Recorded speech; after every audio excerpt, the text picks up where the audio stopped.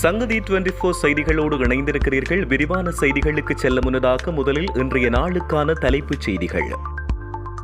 ஆடைகளின்றி மண்ணுக்குள் புதைக்கப்பட்ட தமிழர்கள், செம்மணியில் அணையா தீபம் என்ற பெயரில் போராட்டம். ஜெனரல் சவேந்திர சில்வாவின் சட்டவிரோதமான சொத்துக்கள் பறிமுதல் செய்யப்படுமா? ஜாலில் துயர சம்பவம், மின் தூக்கியிலிருந்து இளைஞன் பலி. சாதாரண தர பரீட்சை பெறுபவர்கள் கல்வி அமைச்சு வெளியிட்டுள்ள முக்கிய அறிவித்தல். புலம்பெயர் தமிழர்களால் அனுர அரசுக்கு ஜெனீவாவில் காத்திருக்கும் அதிர்ச்சி. சீனாவிடமிருந்து உதவி கோட்டாபய செய்ததையே அனுர செய்கிறாரா?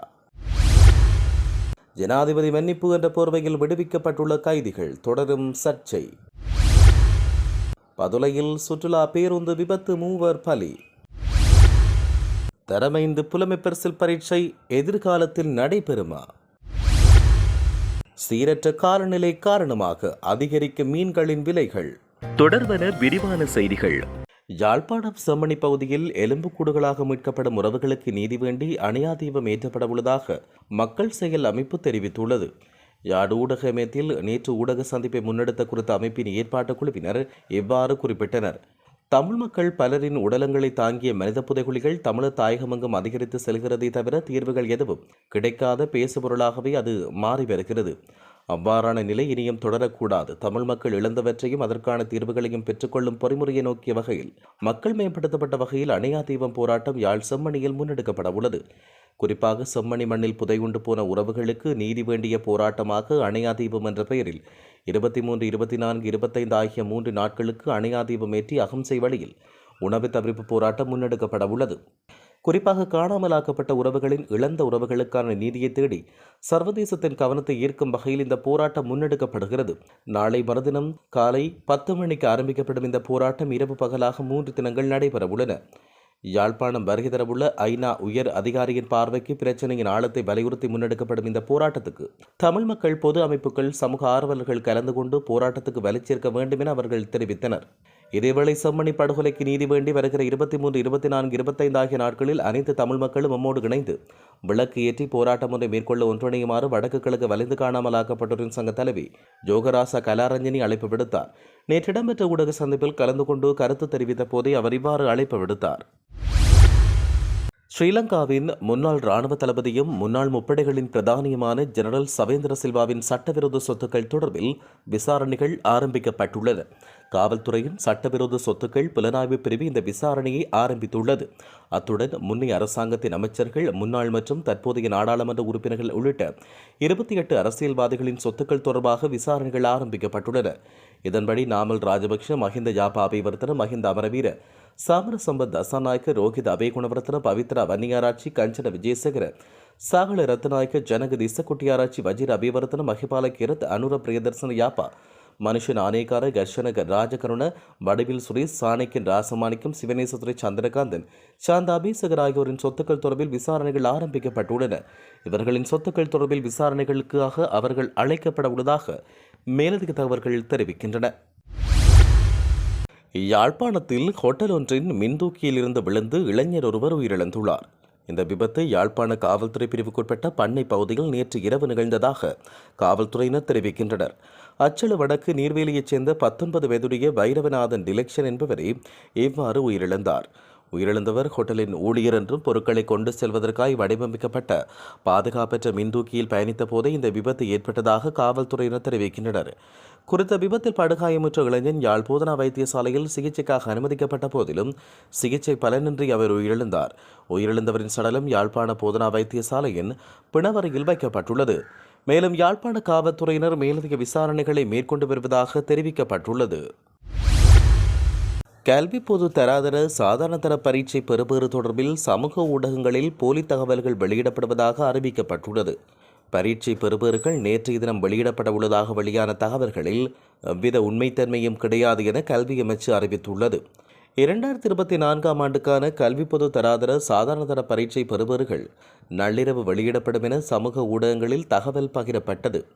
இந்த போலி தகவல்கள் தொடர்பில் பரீட்சைகள் திணைக்களம் மற்றும் கல்வி அமைச்சுக்கு அறிவித்ததாக அதன் அடிப்படையில் இந்த விளக்கம் வெளியிடப்பட்டதாக கல்வி அமைச்சு குறிப்பிட்டுள்ளது.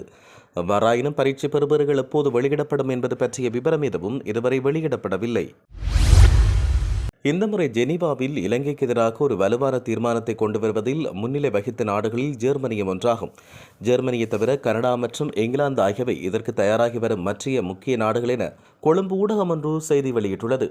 3 நாடுகளிலும் உள்ள தமிழ் புலம்பெயர்ந்தோர் மிக வலுவாக இருக்கின்றனர். அரசாங்கத்தை அமைப்பதிலும் மாநில அரசாங்கங்களை அமைப்பதிலும் அந்த நாடுகளின் அரசாங்கங்களுக்கு இந்த தமிழ் புலம்பெயர்ந்தோரின் ஆதரவு மிக முக்கியமானது. அதன்படி ஜேர்மன் சான்சலர் ஜனாதிபதி அனுரவை சந்திக்காதமைக்கு பின்னால் தமிழ் புலம்பெயர்ந்தோரின் வலுவான செல்வாக்கு இருப்பதாக பலர் சந்தேகிக்கின்றனர். மேலும் ஜெனீவா மற்றும் மனித உரிமைகள் ஆணையத்தின் உயர்ஸ்தானிகர் வோல்கர் டர்க் அடுத்த திங்கட்கிழமை இலங்கைக்கு வருகை தரவுள்ளார். இந்த விஜயத்தின் பொழுது ஜெனீவா உயர்ஸ்தானிகர் அரசாங்க பிரதிநிதிகள் மற்றும் எதிர்க்கட்சி பிரதிநிதிகளை சந்தித்து கலந்துரையாடல்களை நடத்தவுள்ளார். ஜெனீவா உயர்ஸ்தானிகர் வடக்கு மற்றும் கிழக்கைச் சேர்ந்த நாடாளுமன்ற உறுப்பினர்களை சந்தித்து மனித உரிமைகள் நிலைமை தொடர்பில் கலந்துரையாடல்களை நடத்தவும் திட்டமிடப்பட்டுள்ளதாக அதில் மேலும் தெரிவிக்கப்பட்டுள்ளது. தேசிய மக்கள் சக்தி தலைமையிலான அரசாங்கத்தின் தலைவர்கள் தற்பொழுது மீண்டும் சீனாவுடன் நெருங்கிய உறவுகளை பேணி வருவதை காண முடிவதாகவும் ஜனாதிபதி அனுரவும் மீண்டும் இலங்கைக்கு செல்ல உள்ளதாகவும் கொழும்பு ஊடகம் ஒன்று தன்னுடைய அரசியல் பத்தியில் தெரிவித்துள்ளது. ஜேவிபியின் பொதுச் செயலாளர் டில்வின் சில்வா கடந்த சில வாரங்களாக ஜேவிபி எம்பிக்கள் பலருடன் சீனாவுக்கு விஜயம் செய்து அங்கு கலந்துரையாடல்களை முடித்துக்கொண்டு கடந்த வெள்ளிக்கிழமை இலங்கைக்கு திரும்பினார். மேலும் வர்த்தக அமைச்சர் வசந்த சமரசிங்கவும் அமைச்சின் செயலாளரும் தற்பொழுது சீனாவுக்கு விஜயம் செய்துள்ளனர்.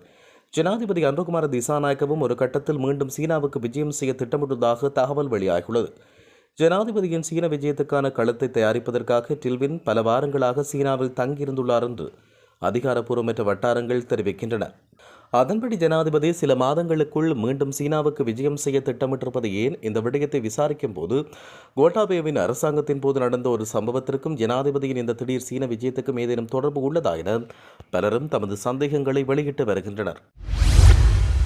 குற்றப்புலனாய்வுத்துறை நடத்தி வரும் விசாரணையில் 30 கைதிகள் எந்தவித அதிகாரப்பூர்வ ஆவணங்களுமின்றி சிறையிலிருந்து விடுவிக்கப்பட்டுள்ளமை தெரிய வந்துள்ளது. ஜனாதிபதி மன்னிப்பென்ற போர்வையில் கைதிகளை சட்டவிரோதமாக விடுவித்தமை குறித்து சிஐடி விரிவான விசாரணைகளை தொடங்கியுள்ளது. அந்த விசாரணையின் ஒரு பகுதியாக இந்த தகவல்கள் வெளியாகியுள்ளன. முன்னாள் சிறைச்சாலை ஆணையாளர் ஜெனரல் துசார உப்புல்தனிய தற்பொழுது இந்த விவகாரம் தொடர்பில் காவலில் வைக்கப்பட்டுள்ளார். விடுவிக்கப்பட்டுள்ள நபர்கள் பல்வேறு பிரிவுகளின் கீழ் விடுவிக்கப்பட்டதாக கூறப்படுகிறது. மேலும் அவர்களின் விடுதலைக்கு பயன்படுத்தப்பட்ட குறிப்பிடத்தக்க காரணங்கள் மற்றும் நடைமுறைகள் குறித்து சிஐடி விசாரணைகள் ஆரம்பிக்கப்பட்டுள்ளன. இதற்கு நேர்மாறாக ஜனாதிபதி மன்னிப்பு வழங்கப்பட்டு இன்னும் விடுவிக்கப்படாத 37 நபர்களின் அறிக்கைகளும் காணப்படுகின்றன. அதிகரித்து வரும் சர்ச்சைக்கு பதிலளிக்கும் விதமாக நீதியமைச்சர் சிறைச்சாலைத்துறையின் ஒரு பெரிய மறுசீரமைப்பில் கவனம் செலுத்தி வருகிறது.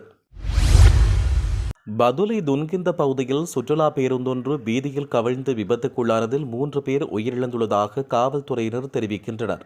குறித்த விபத்து நேற்று இடம்பெற்றது. உயிரிழந்தவர்களில் 2 பெண்கள் உள்ளடங்குவதாக காவல்துறையினர் தெரிவித்தனர். அத்துடன் விபத்தில் காயமடைந்த 26 பேர் மருத்துவமனையில் சிகிச்சை பெற்று வருவதாக மருத்துவமனை வட்டாரங்கள் தெரிவிக்கின்றன. விபத்து தொடர்பில் மேலதிக விசாரணைகளை காவல்துறையினர் முன்னெடுத்து வருவதாக குறிப்பிடப்பட்டுள்ளது. தரம் 5 புலமைப்பரிசில் பரீட்சை நிறுத்தப்பட மாட்டாது என கல்வி மற்றும் உயர்கல்வி துணை அமைச்சர் மதுர செனவரத்தின தெரிவித்தார். தரம் 5 புலமைப்பரிசில் பரீட்சையின் எதிர்காலத்தை மதிப்பிடுவதற்கும் அது 2029 பிறகு தொடர வேண்டுமா என்பதை முடிவு செய்யவும் 2028 ஆண்டில் ஒரு குழு நியமிக்கப்படும் என அவர் குறிப்பிட்டார். பரீட்சையுடன் தொடர்புடைய தேவையற்ற அழுத்தத்தை குறைக்க பரீட்சை திணைக்களம் ஒரு திட்டத்தை தயாரித்து வருவதாக துணை அமைச்சர் தெரிவித்தார்.